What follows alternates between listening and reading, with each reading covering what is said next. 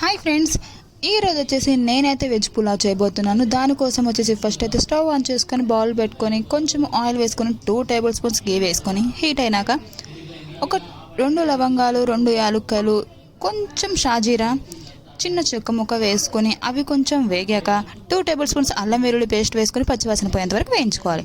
అలా వేయించుకున్న తర్వాత సన్నగా కట్ చేసుకున్న ఆనియన్స్, టొమాటోస్ అండ్ పొడవుగా కట్ చేసుకున్న గ్రీన్ చిల్లీ వేసుకొని కొంచెం మగ్గనివ్వాలి. అలా మగ్గిన తర్వాత మనకు కావాల్సినంత వాటర్ వేసుకొని అందులో మన రుచికి సరిపడా ఉప్పు వేసుకొని మరగనివ్వాలి. అలా మరిగిన తర్వాత ఇలా ముందుగానే నానబెట్టుకున్న బియ్యం వేసుకొని సిమ్లో పెట్టుకొని మగ్గనివ్వాలి. ఈ బియ్యం అనేది మనం ఒక అరగంట ముందే నానబెట్టుకోవాలండి. అలాగే లాస్ట్లో చూడండి, నేనైతే కొంచెం నానబెట్టిన బియ్యం వాటర్ అనేది వేసుకున్నాను. అప్పుడు టేస్ట్ అనేది చాలా బాగుంటుంది. అండ్ అలాగే లాస్ట్లో కొంచెం కొత్తిమీరతో గార్నిష్ చేసుకుంటే వెజ్ పులావ్ రెడీ.